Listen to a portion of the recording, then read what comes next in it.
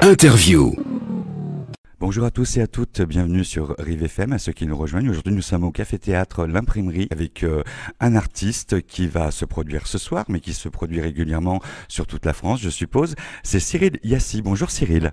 Bonjour. Alors, tu nous viens d'où, Cyril ? Je viens de Paris, de la région parisienne. Avant ça, je vivais en Picardie. C'est ce que je raconte dans mon spectacle, en fait. C'est un spectacle très autobiographique que vous allez voir ce soir. Voilà, en gros, je suis comédien depuis une dizaine d'années maintenant. C'est mon deuxième spectacle. J'ai un premier spectacle qui s'appelait Monument hystérique. Parce que tout se passait dans un lieu, parce que je travaille encore à côté, pour tout vous dire. Voilà, je ne vis pas encore complètement de mon humour, donc à côté j'ai un boulot d'agent d'accueil et de guide à la Sainte-Chapelle de Paris. Donc j'ai raconté tout ça dans mon premier spectacle. J'en ai gardé un petit bout dans le nouveau. Voilà, j'ai gardé les sketchs les plus drôles. Que dire d'autre ? Je crois qu'on fait vite le tour quand même.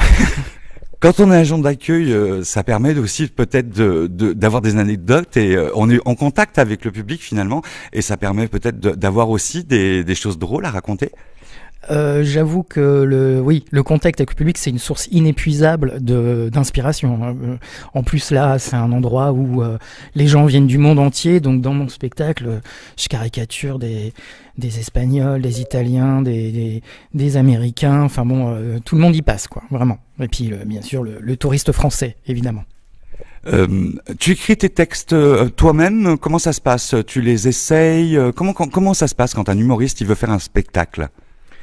Alors, oui, on écrit ses textes tout seul. Déjà, on essaie de se faire rire tout seul, déjà, sur sa table de bureau. Ensuite, on fait des tests auprès de ses amis, déjà, des amis proches. Après, on corrige encore des trucs. C'est ce qu'on appelle la V1, la V2, la version 1, version 2. On commence à jouer en public au bout de la 3e version, je pense, ou même la 5e parfois.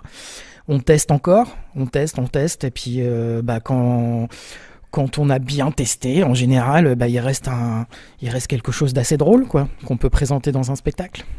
En fait, un artiste comique, parce que c'est ce que tu es, que tu promotionnes en ce moment. Tu fais que du comique ou tu es aussi acteur, tu disais.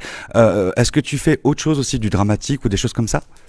Oui, bien sûr, j'ai eu l'occasion de jouer dans du dramatique. Bon, pas en ce moment, mais là, je me concentre surtout sur mon One. Donc, c'est ce spectacle-là que j'essaie de faire vivre.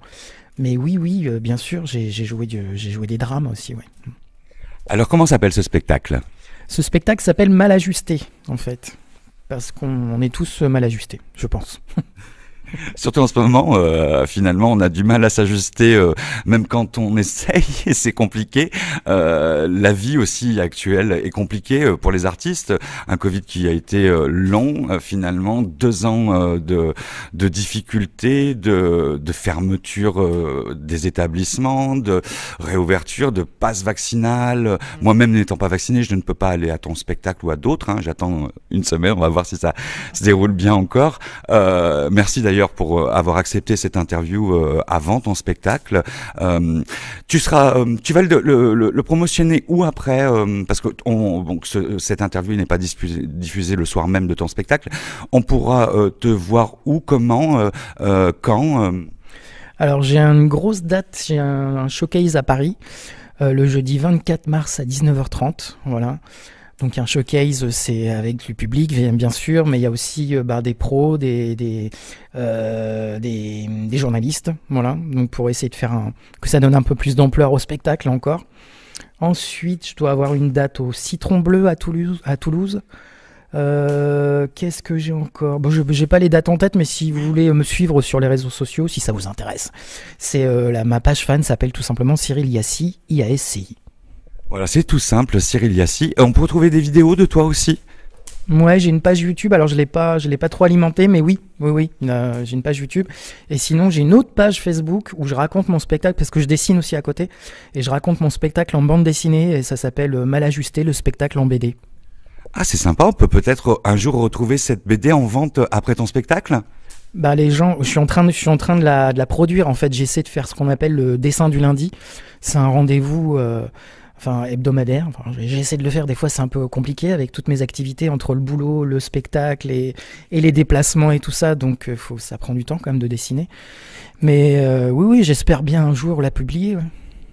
C'est difficile pour un artiste les tourner.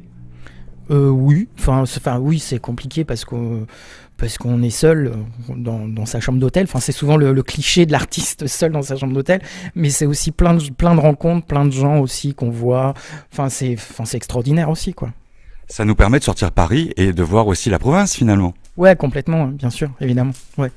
Est-ce que pour toi la province c'est un autre état d'esprit qu'à Paris? On dit souvent que c'est très différent. C'est différent, ouais, oui, c'est différent. Disons que j'ai quand même cette impression qu'à Paris, le public est un peu plus blasé par ce qu'on propose. Voilà. Parce qu'il y a énormément de choix, il y a énormément de spectacles. Moi, quand je jouais de manière régulière au lieu, dans un petit café-théâtre, j'étais en concurrence avec 300 spectacles. Donc forcément, pourquoi aller voir Cyril Liessy plutôt qu'un autre spectacle, quoi. Donc oui, mais oui, il y a une petite différence, mais après, bon, ça reste la même culture, tout ça, quand même. C'est difficile en ce moment parce qu'il y a beaucoup d'artistes, finalement, comiques, de percer là-dedans. Oui, c'est compliqué. Après, je pense que si on a une petite originalité, comme la mienne, par exemple, non, mais en tout cas, non, je pense qu'après, oui, faut faire son trou, quoi. C'est de la ténacité surtout. Être humoriste, je pense que c'est être tenace. Comment tu abordes les choses dans ton spectacle au tout départ? C'est vrai que le premier contact quand tu rentres sur scène, c'est toujours intimidant pour tous les artistes, que ce soit des musiciens, même des politiques, hein, finalement. Il y a le trac. Comment tu abordes ça? Très mal, très mal. Non, je suis un mec qui est pété de trouille. Je suis très sensible à l'ambiance d'une salle. Non, c'est compliqué. Après, quand il y a des salles un peu plus dures, il faut se battre. Et puis des salles un peu plus faciles où là, on est sur son petit nuage. Donc, non, le track, c'est compliqué, bien sûr. Mais il paraît que c'est Sarah Bernard, la célèbre phrase de Sarah Bernard qui disait le track vient avec le talent, quoi. Exactement, il faut toujours avoir le trac pour justement aller au bout de ses exigences. Complètement, ouais. Donc rassurez-vous, le trac, je l'ai. Donc, je sais pas si le talent est là, mais en tout cas, je suis bien traqueux, ouais. Le trac, c'est au début, et après ça part finalement. Bien sûr, oui, évidemment, oui, heureusement. C'est juste l'entrée qui est compliquée, mais après c'est vrai que quand le public en plus rigole, finalement c'est peut-être un autre truc. Moi j'ai pas eu l'occasion de voir ça, je chante, mais le public qui rit, c'est pas facile de faire rire finalement. C'est plus dur de faire rire que de faire pleurer. Je trouve que la comédie demande, il y a un mécanisme dans la comédie qui est vraiment plus compliqué à atteindre, je pense, que le drame. Oui, c'est plus compliqué. Mais une fois que le premier rire est sorti de la bouche d'un spectateur, c'est fabuleux, quoi. Alors tu fais de l'humour, mais aussi finalement tu touches à tout, puisque tu fais certainement du visuel, tu fais certainement d'autres choses qui sont obligées finalement de rentrer aussi dans le spectacle. Alors je dessine pas sur scène, mais oui, il y a beaucoup d'énergie. Après, j'utilise pas mal mon corps. Je suis pas le stand-upper derrière son micro qui bouge pas. Même si j'aime beaucoup aussi, c'est un exercice très compliqué à faire, mais je pense vraiment très compliqué. Mais moi j'utilise mon corps, oui, je suis assez clownesque sur scène. Est-ce qu'il y aura ton tutu sur scène? Alors c'est la surprise, il faut venir me voir.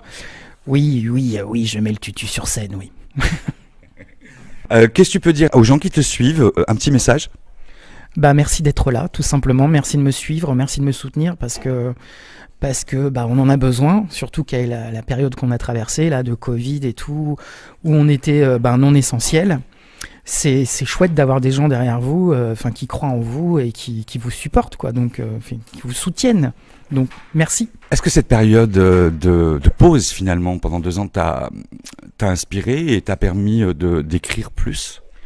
En fait, ça m'a permis de revoir la mise en scène du spectacle. D'ailleurs, je remercie Emma Loisel, qui est passée aussi à l'imprimerie il y a quelques semaines et qui reviendra sûrement, que je vous invite à aller voir son spectacle, qui est chouette.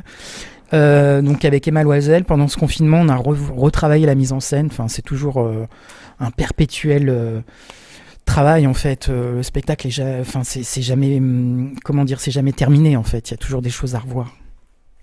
Eh ben merci Cyril, et puis on essaiera de te voir la prochaine fois que tu viendras. Je pense que tu reviendras certainement aussi à Rive de Gier. Bah je le souhaite, ouais, de tout cœur bien sûr. En plus il y a une grande salle là-haut, donc j'ai envie de jouer dans la grande salle, ouais.